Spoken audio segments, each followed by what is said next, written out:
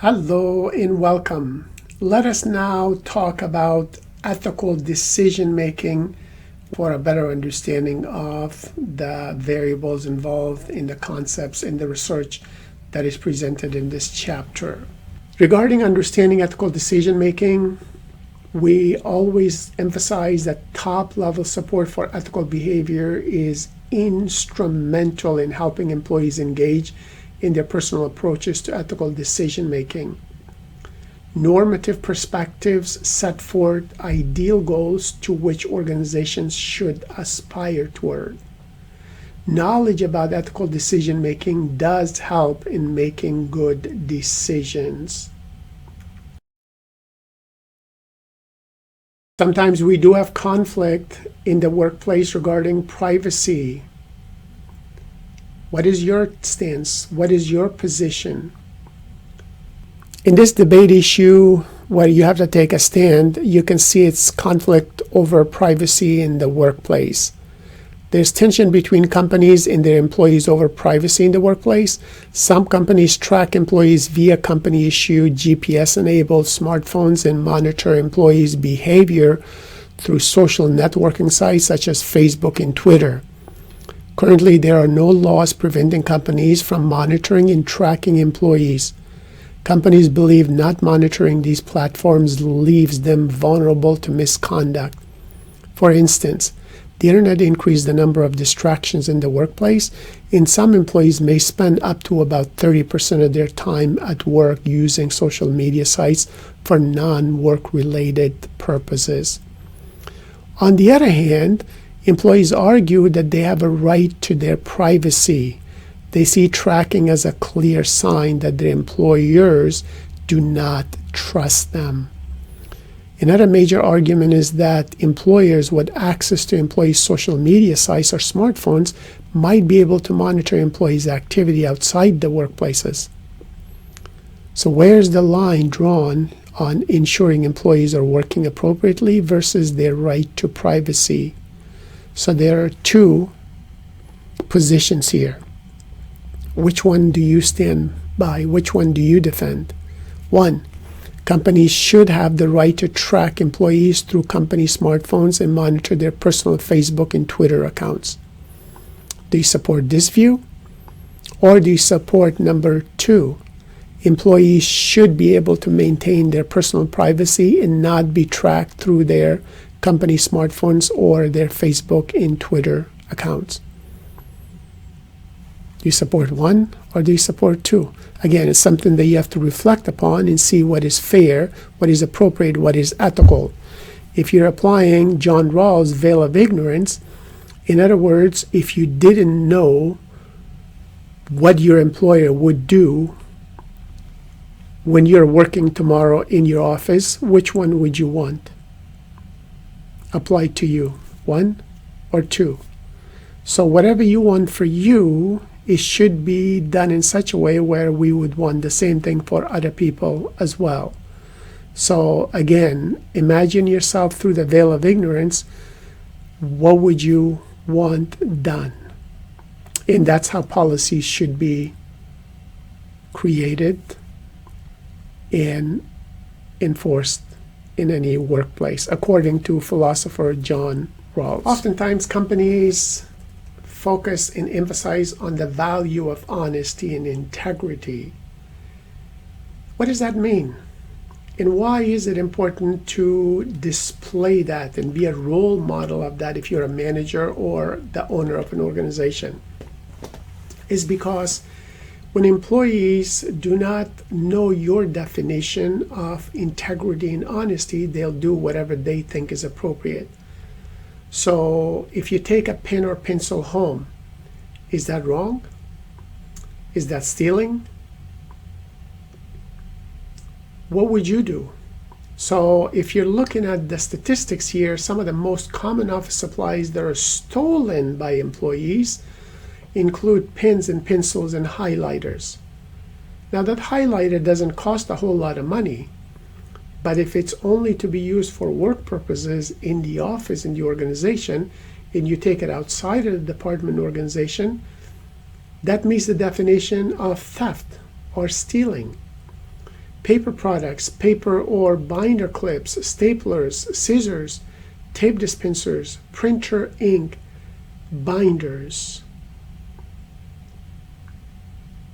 Of course, if you're working from home or from the office, there may not be anything wrong with taking these items home with you because you're using it for the purpose of your work.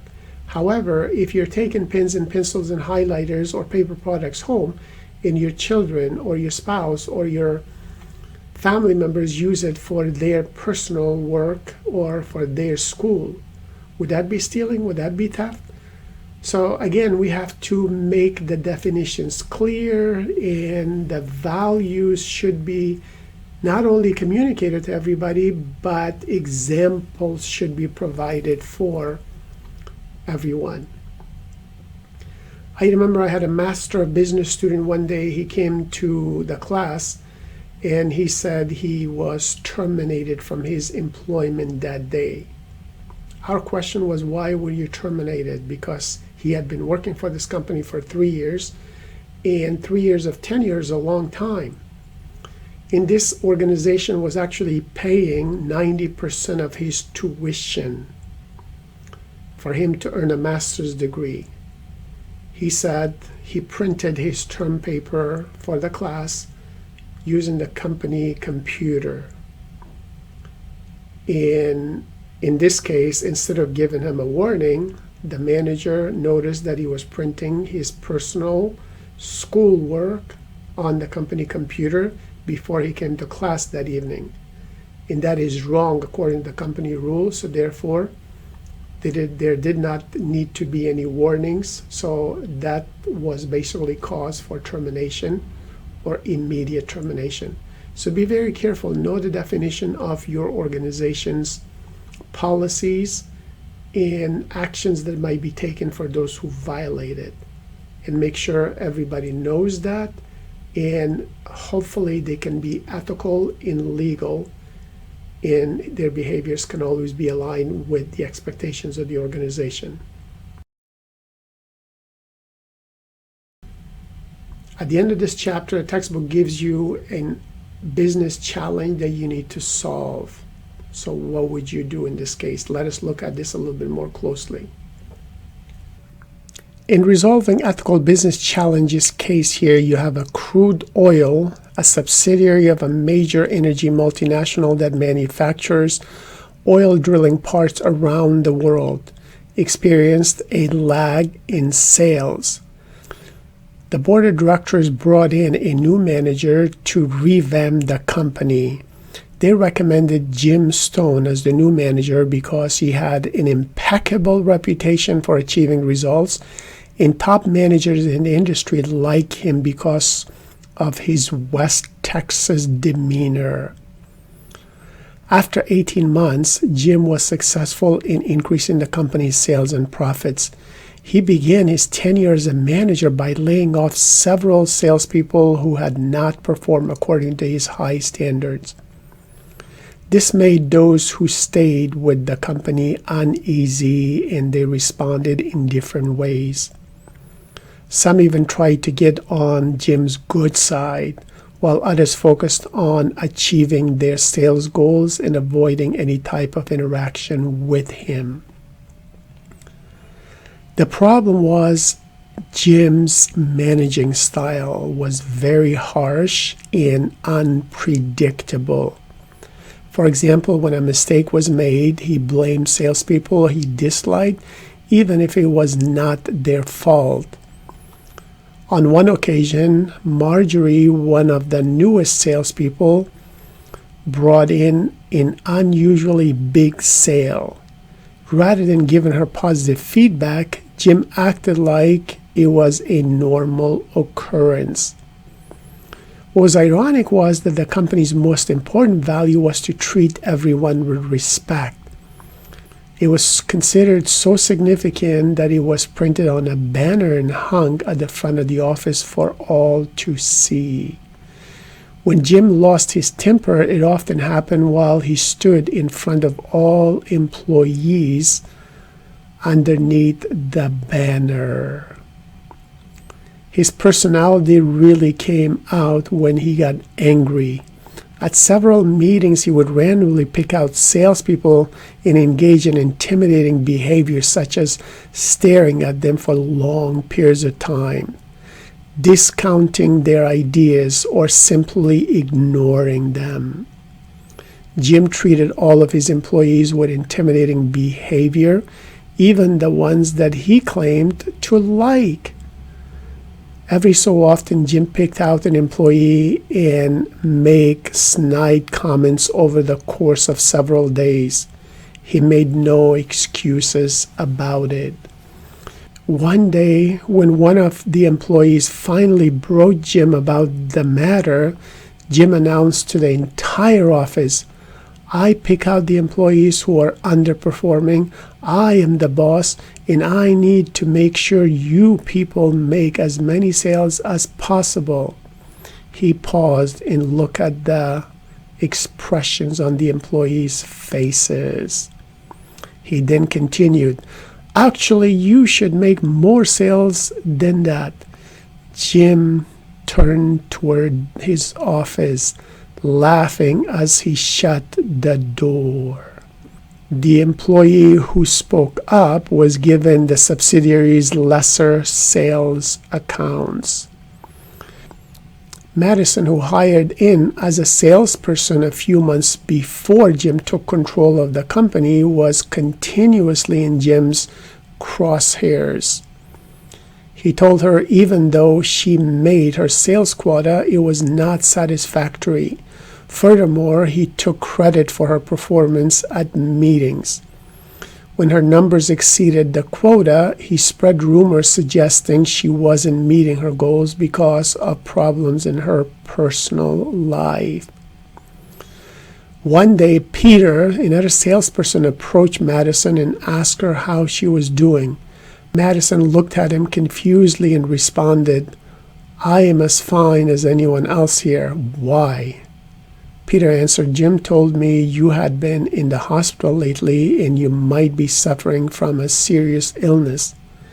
Madison was taken aback.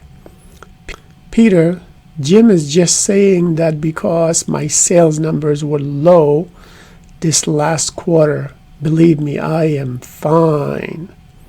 Madison sat there infuriated that Jim would be spreading rumors about her. Madison knew initiating a conversation with Jim would not be the way to resolve this issue. She felt she would be fired if she confronted him about this behavior or demoted like the other employee. She tried talking to others Jim had bullied, but many feared for their jobs and preferred to remain silent. She also considered speaking with the board of directors, but she did not know any one of them well, and she knew they had a good relationship with Jim. Some kind of action had to take place because Madison could not work in an environment like that much longer. Besides, other employees' tolerance would wear out soon, and the company as a whole could suffer lasting consequences. As Madison walked toward the front door at the end of the day, she avoided looking at the banner featuring crude oil's most important value, which was to treat employees with respect. Some questions and exercises for your reflection. Number 1, describe the organizational culture at Crude Oil. How does it contribute to the current situation? Question number 2, how is crude oil violating the core value of treating others with respect? What are some ways it could reincorporate this core value into its organizational culture? And 3, if Madison cannot report her problems to her immediate supervisor, what are some other ways she can handle this situation? What would you do if you were Madison? Think about it. Good luck. Remember that ethical behavior is a skill. So you need to police, evaluate, and improve your ethical muscles every single day, so you can manage and guide others effectively in your department, in your organization, and in society in general. Good luck.